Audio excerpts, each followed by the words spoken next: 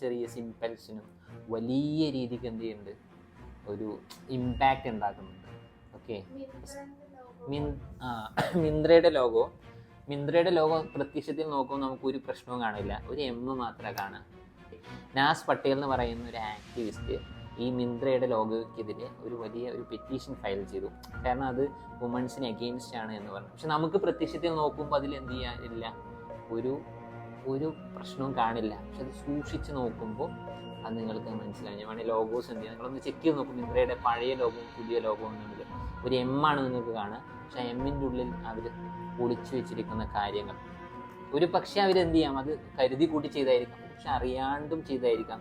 പക്ഷെ നമ്മളൊക്കെ അത് വിശ്വസിക്കുന്നത് അത് അറിയാതെ ചെയ്തതായിരിക്കാം, ഇത് ഇങ്ങനെ ഒരു അർത്ഥം ഉണ്ട് എന്ന് നമ്മൾ ചിന്തിച്ച് കൂട്ടുന്നതായിരിക്കാം നമ്മൾ വിചാരിക്കാം. പക്ഷെ യഥാർത്ഥത്തിൽ ഇതൊന്നും അറിയാതെ ചെയ്യുന്നതല്ല, അതൊക്കെ വേണം വെച്ച് തിരികെ കയറ്റി കൂട്ടുന്നതാണ്.